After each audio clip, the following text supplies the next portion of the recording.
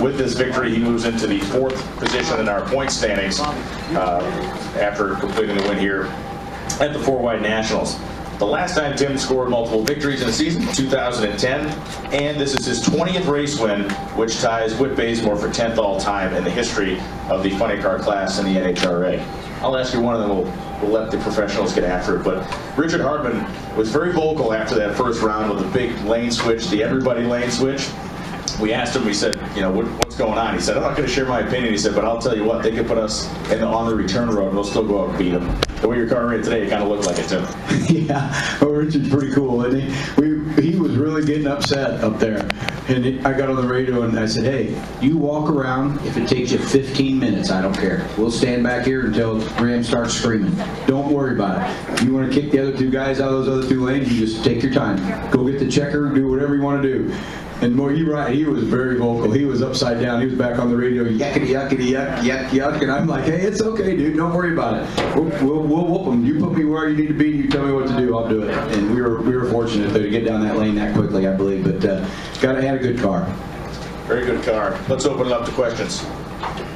Bobby? Go ahead. Go. How valuable has Richard Hartman been in your program, and the fact he's a former racer himself, funny car racer? Well, I think Richard brings so many things to the table, it's really hard to, there's a list. But I would say most of all is his good communication skills. He's with me, him and I, we think alike, we just have the same views and opinions on things that need to be done correctly. So I think that's really the best thing that I've got out of him. Track-wise, we made some mistakes last year, and man, he beats himself up. He takes it to heart, and like I've said before, we don't come here to chase girls and drink beer. We come here to kick somebody's butt and go home. And he's got that same rhetoric, and that's what I really think has made him a great asset to our team. Plus, it's usually, until that 4-wide thing happened up there, we swapped the lanes. Very level-headed, so he's a great asset. As a follow-up, what lane did you start with, and how many times did you change, and where did you finally end up at? We started in 1. I lost my voice. We started in 1 and ended up in 2 because Tommy was over in 4, and he didn't like it after he looked at it a little while, I guess, and decided that he wanted the lane that we liked. So that's really the kind of the fun part of this deal, really. It kind of looks like a circus, but it's really cool. Well, there's like 3 lane changes. Yeah, because after number 2 guy goes, well, okay, well, if I don't get my lane, then I want the other lane, and then that guy's like, well, crap, I don't like this lane, I want the other lane. So it really makes it kind of fun. The number 4 guy, he might as well just come back against the tower and park and wait for us all to quit playing musical chairs. Is that more entertaining than the race? Oh, I think it makes it very interesting. Yeah, that's a really cool part of this. And like you say, the emotions. Richard, he was all wound up, and like you say, I really wasn't that wound up about it. I was not concerned, not one least bit. I knew we'd make a good run in whatever lane they put us in. So, the way it worked. Stan. Yeah. So you had no choice in the lane. We were number 2 choice. But I mean, you personally didn't care what lane. Yeah, that's why I said I trust Richard to the nth degree. He knows what to do. He parked me about a tire and a half out of the groove, if you notice that. I was way off to the right. He come on the radio and he goes, all right, if there's some bald spots in the groove, I'm going to park you a tire and a half out of the groove. You drive her back to the middle, boss. Got lucky, drove her right down through there. Slowly to the event, I think. 93 with a 3, or 4. Okay, and from the moment you hit the gas, was there anything that made you think, I'm not going to win? Nah. You don't worry about that. You're up there and hit the gas and see what happens. You know what I mean? It's really, and I played this off a lot because that's my orbit. It's like life or death. It's just racing. So you go home, get beat, try again next week. That's why I said we got a 24-hour rule. 24 hours from now, I don't care if I won this race. My bank account looks nice. But it's really not that important. This is a marathon, right? I mean, we got 24 races, so I got to keep going and take the winning. Okay, next race, different challenge, maybe. Like Houston's got some crown to the lane. It's got all kinds of queer things that happen there that we don't see at this place. So really, there's just a lot of challenges all through the year. But I think they did a really nice job on these lanes. It looked like that you could win out any lane probably. And I almost wish I would have got put in a different lane just so I could show you that. Okay. Tim, undoubtedly the best start of any season that you've had. Anything that you can attribute to that? Just hard work. Yeah, I've said that before. They can outspend us, but they're not going to outwork us. So we got a great group of kids, and they were belly aching about not having days off a couple weeks ago. You know, in fact, one of them told me, we talked to Shoemakers guys. They're all playing golf today. So I'm going to go down there and ask him if he would rather play golf last Saturday instead of did what we did today. First thing I'm going to tell him. And that's what you got. I'm telling you, they're not going to outwork us. But we got a great group of kids, and they really do try hard, and they got a lot of heart, and they take an ass chewing well. Without, I tell them all, once I yell at you, I'm done yelling at you. Okay, don't take it to heart. I'm not talking bad about anything else, but what you did that second. So get over it. Be a man.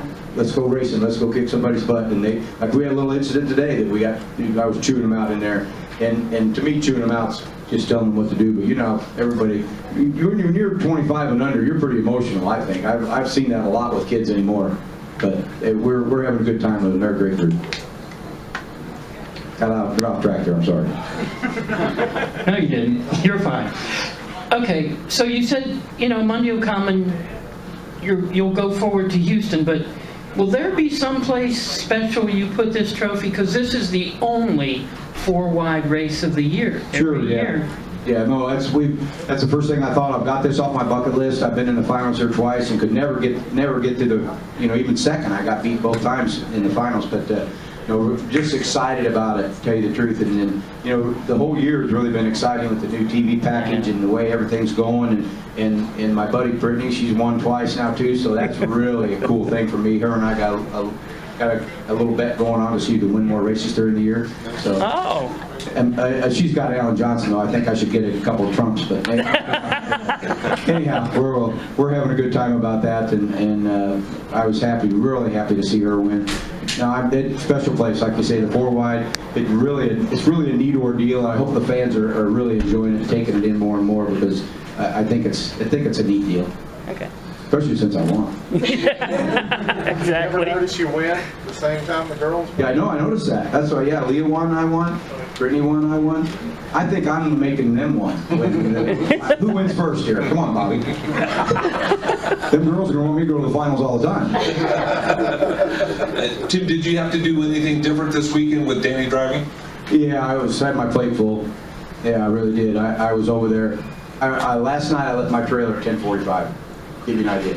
So I was up very late, and I was working on timing curves for his car and timing curves for my car. So, but it really would have worked out well. Them 4 kids, they got 2 lines crossed first round there, and the blower safety switch shut the car off. When he stepped on the gas, he had the pan pressure, and the blower switch swapped on the manifold and shut the car off and burned out. So and he had a good car. I mean, it was going to go 405 or 408, so he would have been in the second round easily. But that's the way. That's how you learn, right? So, but thank you. I'm real proud of them kids over there too. Daniel's doing good, and we were just shaking that car down for Brian Stewart. We're trying to make a race car driver out of him too. When the announcer said that Wilkerson's chute popped out, everybody in the whole room that's in the bracketology thing went, all the way across the line. That's what I said too. I was sitting in my car and I went, what the? How the heck did that? But then when they said it was Daniel, they went, okay. Just keeping it real. Yeah. I had to went all the way in the pool, I'm just saying. I think he'd have done a good job. He's really a good kid. I say to myself all the time, if we had a little bit more money, he'd be driving this car. In fact, he came up to me and he goes, what's this thing going to run in the finals? I said, 96. And he goes, you got the biggest setup in the world. And I'm like, it's going to run 96 easy out there. And he's like, I can't believe you go out there to run 96 in the 120-degree racetrack. I said, that's what it's going to take to win. So, and they did, and went 96. We were happy with that too. So I think we got something for him.